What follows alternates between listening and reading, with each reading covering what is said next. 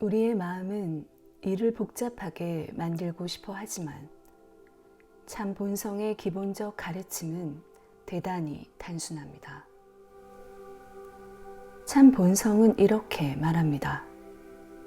손을 떼라. 이것이 주된 가르침입니다. 아무것도 하지 말라. 자신으로 존재하려는 애씀을 완벽하게 멈추라. 자신의 경험에서 손을 떼라. 사람들은 손을 떼라는 말이 무슨 뜻인지 궁금해합니다. 참 본성은 삶의 행위를 멈추라고 하지 않고 삶의 경험에서 손을 떼라고 말합니다.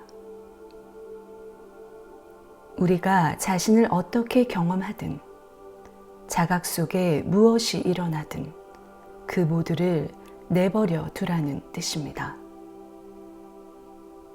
이것은 배고플 때 먹지 말라는 의미가 아닙니다. 누군가가 우리를 공격할 때 방어하지 말라는 말도 아닙니다. 간단한 예를 들어봅시다. 복숭아를 한 입 베어 무는 순간 그것이 썩었다는 것을 알게 되었다 해봅시다. 그때 참 본성의 가르침은 무엇일까요? 손을 떼라는 것. 손을 뗀다는 말은 내가 복숭아를 한 입 베어 물고 썩은 맛을 경험하고 나서 그 복숭아를 내려놓지만 썩은 맛이라는 그 경험을 거부하지는 않는다는 뜻입니다. 많은 사람들이 손 뗀다는 말을 계속 그 썩은 복숭아를 먹어야 한다는 것으로 오해합니다. 그러나 그런 뜻이 아닙니다. 썩은 복숭아의 맛은 이미 내 입안에 있습니다. 그 맛은 경험 안에 일어나는 내면의 감각으로서 이미 존재하고 있습니다. 그 감각을 거부하려 한다면 나는 나 자신을 분리시키고 있는 것입니다. 나는 경험 안에 있는 뭔가를 부정하고 있습니다. 그래서 손을 떼라고 말할 때 그 말은 내면의 경험 안에 일어나는 것이 무엇이든 그것에 손을 대지 말라는 의미입니다. 손떼기는 또한 복숭아가 아주 맛있을 때에도 적용됩니다. 좋은 것을 맛볼 때 우리는 보통 그 경험을 붙잡아 두고 싶어 합니다. 그때 손을 뗀다는 것은 내가 복숭아를 먹으면서 그 경험을 더 강화시키거나 더 지속시키려 애쓰지 않으며 그 맛을 즐긴다는 뜻입니다. 집착하지 않기를 연습하기 위해 복숭아를 먹는 행위를 멈춘다는 게 아닙니다. 손떼기의 비결은 맛있는 복숭아를 있는 그대로 즐기면서 그것에 집착하지 않고 그 느낌을 거부하지도 않는 겁니다. 또 그 복숭아를 거부할 필요도 없습니다. 썩은 복숭아의 경우 우리는 맛을 본 후에 그것을 옆으로 치워 놓습니다. 맛있는 복숭아의 경우엔 그것을 맛본 다음 계속해서 먹습니다. 그러나 양쪽의 경우 모두 우리의 마음이 내면의 경험을 조작하려는 어떤 행위도 하지 않는 겁니다. 참 본성의 가르침이 바로 이것입니다.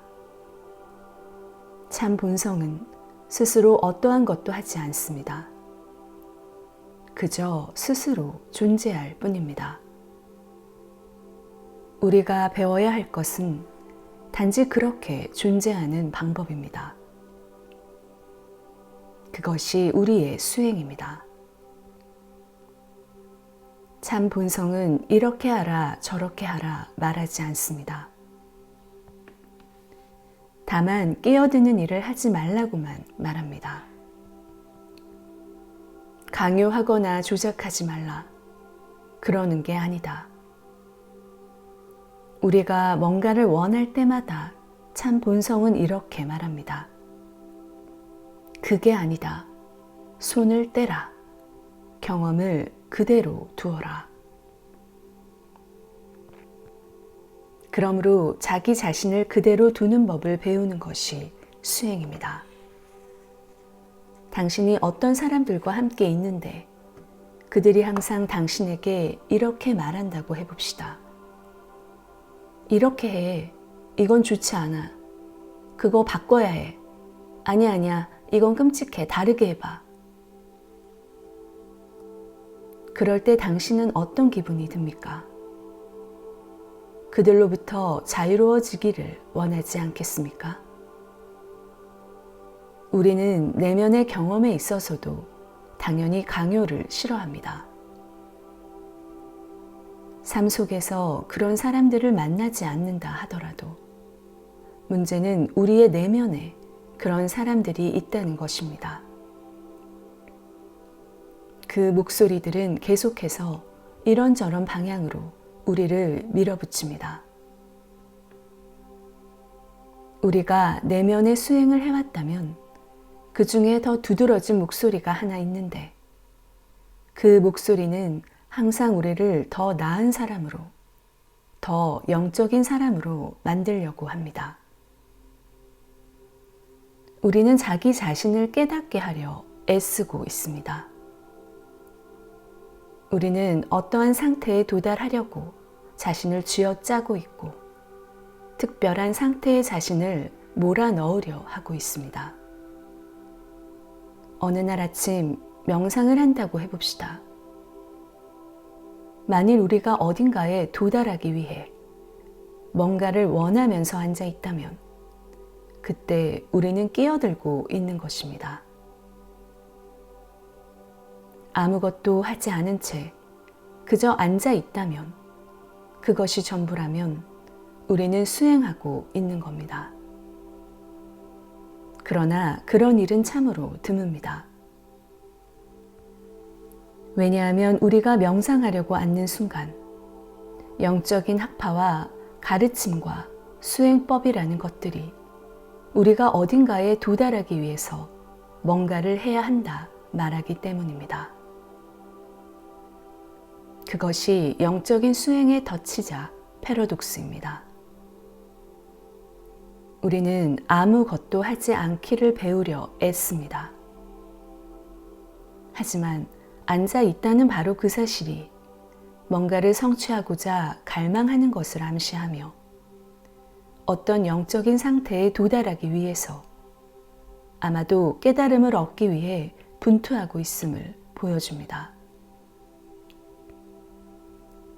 우리가 그런 태도를 가지고 내면으로 들어가는 순간 우리는 벌써 우리의 의식, 우리의 영혼에게 강요하고 있는 겁니다. 우리는 모든 것이 특정한 방향으로 가게 하려 애씁니다. 특정한 결과를 얻기 위한 작전이 시작된 것입니다. 그래서 영적 가르침에선 아무것도 얻을 게 없다 말하긴 하지만 그 말은 우리에게 현실감이 없습니다. 우리는 계속 경험을 조작하며 어떤 식으로든 자신으로 존재하기를 성취해야 한다 느낄 수밖에 없습니다. 조작하는 것이 별반 새로운 일도 아니기 때문에 영적인 길에서 무엇을 배울 때조차도 우리는 여전히 일상의 경험을 바꾸려 애쓰고 있습니다. 우리는 경험을 판단하고 평가절하하며 비틀고 쥐어짭니다. 경험을 밀고 당기며 거기에 매달립니다. 우리는 늘 실제로 느끼는 것과는 다른 뭔가를 느끼려 애씁니다. 경험이 어떤 것이든 그것이 제대로 된 경험이 아니라는 생각을 갖고 있기 때문이죠. 예를 들면 어렸을 때 우리는 참을성 있고 동생들과 사이좋게 지내는 아이, 어머니를 기쁘게 할 만큼 착한 사람으로 사는 것조차 성취할 수가 없었습니다. 이젠 기준이 더 높아져서 꼼짝할 수도 없습니다. 단지 착하고 참을성 있는 사람이 되려는 것뿐 아니라 깨달음마저도 추구하고 있지 않습니까? 우리는 어떻게 해야 깨닫는지를 알아내려 애씁니다. 그래서 영적 수행에 초점을 맞춥니다. 만트라를 외고 명상을 하며 자아 탐구를 하고 숲이 춤을 춥니다. 그렇게 결코 자신을 내버려 두지 않습니다. 하지만 참 본성이 우리에게 원하는 수행은 무엇일까요? 참 본성이 우리에게 일어나는 일과 어떻게 관련되어 있는지를 알아차림으로써 우리는 안내받을 수 있습니다. 우리가 고통, 두려움 또는 행복을 느끼고 있다 생각해 봅시다. 아마도 우리는 분리되어 있음을 느끼거나 죄책감, 두려움 혹은 갈망으로 가득 찬 느낌을 가질 겁니다. 그런 상황에서 참 본성은 무엇을 할까요? 아무것도 하지 않습니다. 참 본성은 단지 우리가 느끼는 것을 자각하고 있습니다. 일어나고 있는 모든 일에 관심이 있고 거기에 공감하며 그것과 하나가 됩니다. 참 본성은 온전하게 느끼는 경험을 원합니다. 친절함과 부드러움으로 경험과 함께 있기를 원합니다. 경험을 강요하려 애쓰지 않습니다. 참 본성은 아무것도 하려 애쓰지 않으며 실제로 아무것도 하지 않고 그저 존재합니다. 그리고 참 본성의 있음 안에서 우리에게 필요한 특질들이 솟아납니다. 자비심이 필요하다면 자비심이 일어나고 사랑이 필요하다면 사랑이 흘러나옵니다. 힘이 필요할 땐 힘이 솟구칩니다. 그렇지만 참 본성은 손가락도 까딱하지 않습니다.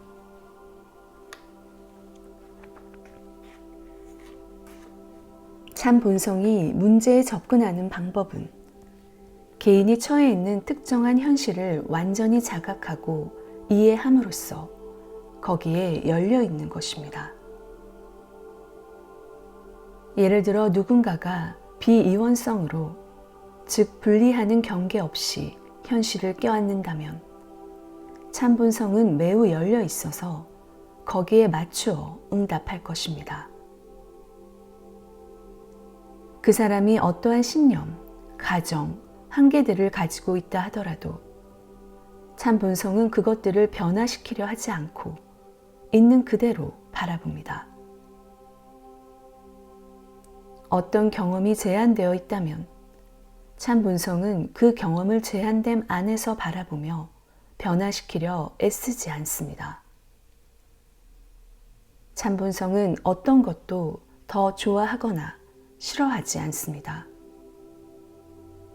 그래서 우리는 참 본성으로부터 선호와 선택을 갖지 않는 법을 배웁니다.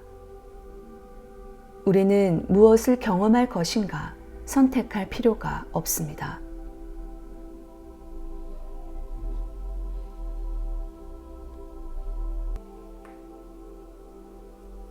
참 본성이 문제에 접근하는 방법은 개인이 처해 있는 특정한 현실을 완전히 자각하고 이해함으로써 거기에 열려 있는 것입니다.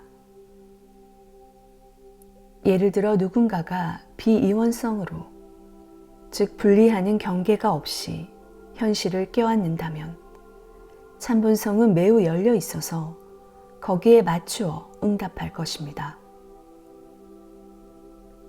그 사람이 어떠한 신념, 가정, 한계들을 가지고 있다 하더라도 참 본성은 그것들을 변화시키려 하지 않고 있는 그대로 바라봅니다. 어떤 경험이 제한되어 있다면 참 본성은 그 경험을 제한됨 안에서 바라보며 변화시키려 애쓰지 않습니다.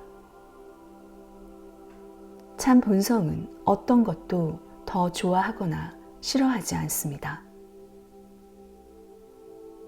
그래서 우리는 참 본성으로부터 선호와 선택을 갖지 않는 법을 배웁니다. 우리는 무엇을 경험할 것인가 선택할 필요가 없습니다. 경험은 늘 그저 일어나고 있습니다. 우리가 스스로 선택하기를 원하며 이것은 좋고 저것은 나쁘다, 이 상황은 이래야 한다, 저래야 한다라고 말한다면 우리는 이미 참 본성에서 자신을 분리시키고 있습니다. 참 본성은 있는 그 자리에 존재하기가 무엇이든 있는 그대로 껴안으며 자각하는 것임을 보여줍니다. 우리의 지각이 무엇이든 어떤 수준에 있든 어떤 상황이나 상태에 있든지 말입니다. 그 자각은 직접적으로 느끼고 최대한 이해함으로써 우리의 경험을 완벽하게 껴안습니다. 자각은 단지 거기에 존재하며 경험과 함께 경험 안에 또 경험의 주변에 있으며 경험에 닿아 그것을 붙잡고 껴안습니다. 여기서 내가 경험과 함께 있다고 말할 때 자각이 그것과 분리된 뭔가와 함께 있어야 한다 말하는 것이 아닙니다. 예를 들어 지금 내가 나의 손과 함께 있다고 말한다면 그것이 두 개의 대상이 있어야 한다는 의미일까요? 나 그리고 내 손. 나는 내 손과 함께 있는 동시에 내 손은 나의 것입니다. 그것은 나의 한 부분입니다. 그 점은 생각의 경우에도 마찬가지입니다. 우리는 생각과 함께 있으면서 생각과 자신이 분리된 것으로 볼 수도 있고 분리되어 있지 않은 것으로 볼 수도 있습니다. 두 방법 모두 유효합니다. 중요한 점은 우리가 무엇을 경험하든 그것을 우리가 보고 있다는 것입니다. 있는 그 자리에 그대로 존재하는 것은 일어나는 모든 일에 내맡기는 것을 말합니다. 내맡김은 우리의 경험이 무엇이든 그것을 껴안는 자각입니다. 내가 뭔가를 느끼고 그것을 좋아하지 않음을 볼 때 내가 그 느낌과 그것을 좋아하지 않는다는 사실을 껴안는 것입니다. 내가 느끼는 것에 부정적인 반응을 하지 말아야 한다는 입장을 갖지 않는 것입니다. 이것은 우리의 본성에 대한 신뢰와 확신을 내포합니다. 보통 우리는 그러한 신뢰를 갖고 있지 않습니다. 그래서 우린 어떤 것을 소나기에 쥐려 하고 그것을 비틀고 우리가 원하는 방식으로 바꾸려 합니다. 참 본성은 우리가 다른 선택권이 없음을 보여줍니다. 그것은 우리의 경험이 있는 그대로 일어나도록 허용함으로써 경험과 하나로 일치시키는 것입니다. 우리는 지금까지 우리가 말했던 모든 것에서 참 본성이 정말 아무것도 하지 않는다는 걸 볼 수 있습니다. 참 본성은 아무것도 밀치거나 당기지 않습니다. 단지 아무런 애씀 없이 이완하며 경험을 즉각적으로 느끼면서 온전한 자각으로 현존합니다. 그것이 바로 내맡김입니다.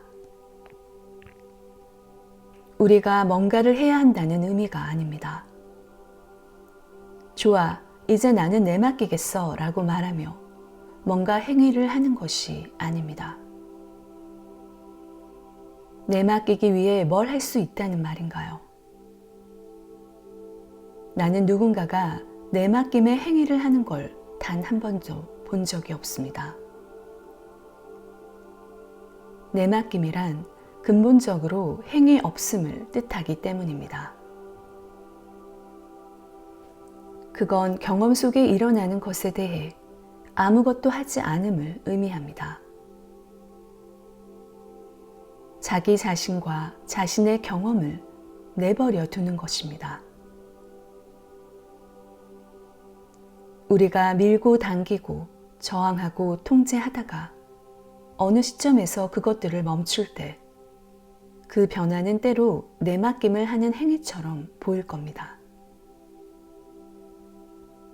우리가 자신을 다잡아서 고집스럽게 마음의 활동 과정에 계속 몰입해 있다가 그걸 알아차리고 멈추게 될 때 우리는 그것을 내맡김이라 부릅니다.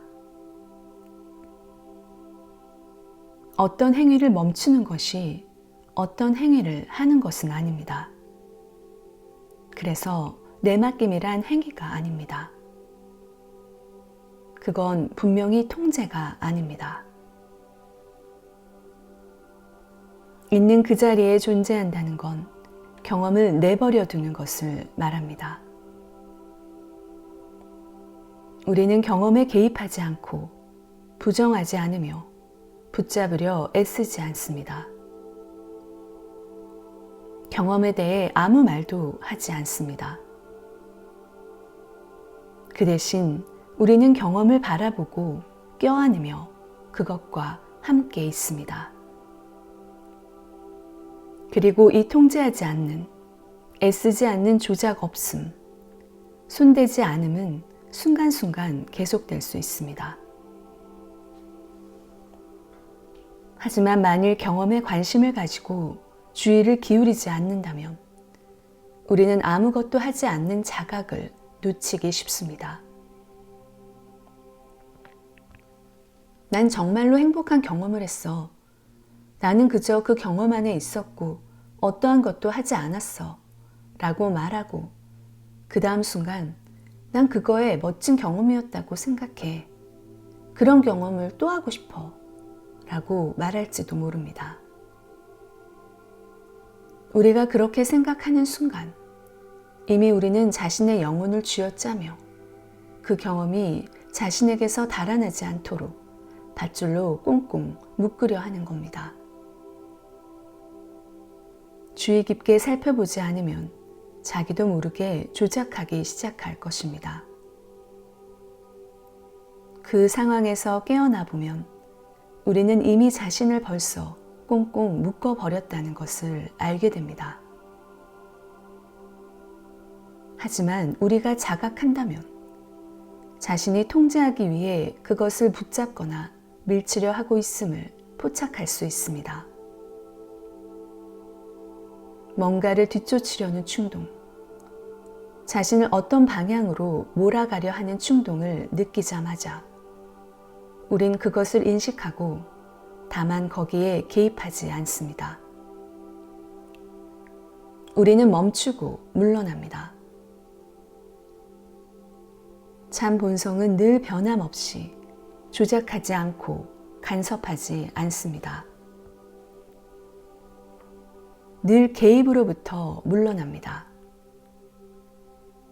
우리는 그것을 또한 수행에서도 배울 수 있습니다. 우리는 개입하지 않기를 배우며 거기에서 흔들리지 않는 확고함을 배웁니다. 그리고 참 본성은 단지 있음이기 때문에 단지 펼쳐지면서 우리에게 드러날 필요가 있는 것을 드러내며 현현합니다. 우리가 보아왔듯 간섭하는 마음은 결코 순수한 과학자가 하는 방식으로 행동하지 않습니다. 하지만 참 본성은 무한한 친절함으로 우리의 개입에 따라 완벽하게 응답할 것입니다. 무엇이든 거기에 필요한 지혜 혹은 통찰, 특질을 가져다 줄 것입니다. 우리가 자신을 그대로 내버려 두지 않는 일상적인 상태에서 조작은 거친 수준에서부터 미묘한 수준까지 모든 범위에서 일어납니다. 우리는 경험을 고도로 조작하면서 바늘구멍 안으로 자신을 밀어 넣으려 애쓸 수 있습니다. 혹은 우리가 과거에 즐겼던 상황을 기억함으로써 또 그 방향으로 의식을 변화시키려 애쓰며 미묘하게 경험에 집착할 수도 있습니다. 연구를 계속한다면 우리는 경험에 개입하는 다양한 방식들을 발견하게 될 것입니다. 그러나 어떻게 개입하든 우리에게는 참 본성이 가지고 있는 무한한 지혜와 지성, 자각이 없기 때문에 우리가 다음 순간 무슨 일이 벌어질지 알 수 없다는 사실은 언제나 분명합니다. 매 순간의 경험을 있는 그대로와 다르게 바꾸기 위해 뭔가를 시도하는 건 우리가 자신을 신이라고 믿고 있음을 의미합니다. 우리는 세상 일들이 어떻게 되어야 할지 전부 알고 있다고 믿고 있는 겁니다. 그래서 우린 이렇게 생각합니다. 이제 난 명상을 해서 순수한 평화를 경험할 수 있을 거야. 그러나 다음 순간 순수한 평화를 경험할 것이라고 말할 수 있는 사람이 어디 있습니까? 그 다음엔 근원적인 자각을 얻을 거야.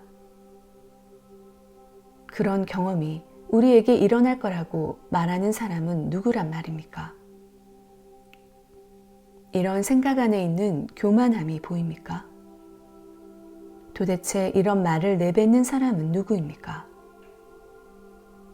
우리의 내적 작업에선 이렇게 말합니다. 다음에 무슨 경험을 할지 난 몰라. 그것은 내 손에 달려있지 않아. 이것이 우리에게 필요한 겸허함이며 겸허함을 통해 참 본성은 자신이 원하는 상황으로 우리의 경험을 안내할 수 있습니다. 그 상황은 그 순간에 우리 각자에게 꼭 필요한 경험입니다. 그건 근원적 자각일 수도 있고 평화일 수도 있습니다. 그러나 그 상황은 또한 질투, 배고픔, 심지어 죽음일 수도 있습니다. 우린 그것이 무엇일지 모릅니다.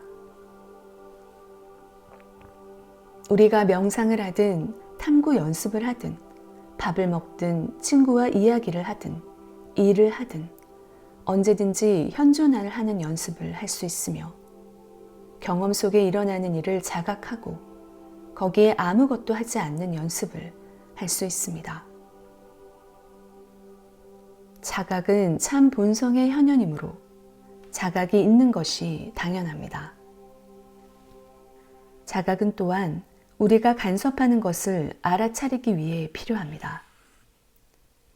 우린 5만 가지의 다양한 방식으로 간섭합니다. 그중 한두 가지 정도만 알아차릴 뿐이죠. 왜 그럴까요? 우리가 상황을 완벽하게 자각하지 않기 때문입니다. 자각하면 할수록 우리는 더 많은 간섭을 보게 되며 더 많은 간섭을 볼수록 멈추고 물러날 가능성, 간섭하지 않을 가능성은 더 커집니다. 만약 자신의 간섭을 포착한다 해도 그것이 우리가 뭔가 잘못하고 있다는 말은 아닙니다. 이 사실을 분명히 해둡시다. 우린 단지 그렇게 하고 있다는 사실만을 포착합니다. 예를 들어 명상을 하거나 수행할 때 우리는 개입하고 자신을 조작하고 분리시키는 걸 발견하게 됩니다. 이런 일이 일어날 것을 알기 때문에 우리는 간섭하지 않기를 연습합니다. 그것을 보고 그대로 놓아두며 거기에 대해 아무것도 하지 않습니다. 간섭을 멈춘다는 것이 멈추기 위해 어떤 행위를 하는 것이 아님을 기억하십시오. 단지 자신이 간섭하고 있음을 자각하는 것, 그 간섭이 무엇을 하고 있는가를 보는 것만으로 간섭이 스스로 멈추게 하기에 충분합니다. 우리는 자신이 간섭을 멈춘다는 느낌을 갖지 않습니다. 간섭은 저절로 멈춥니다. 그리고 아무것도 하지 않는다면 우리는 그 간섭에 반응해서 어떤 느낌이 일어나는 걸 경험하기 시작할 것입니다. 아마도 그 간섭에 관련된 고통에 대해 응답하면서 친절함이 일어나는 걸 느끼게 될 것입니다. 우리는 간섭하지 않으려는 결단을 느낄 겁니다. 혹은 난 간섭하지 않음에 흔들림 없이 머물 수 있어 라고 말할 힘과 능력을 느낄 겁니다. 아니면 진정한 자기로 존재하며 자신 안에서 분리되지 않을 만큼 충분한 사랑을 느낄지도 모릅니다.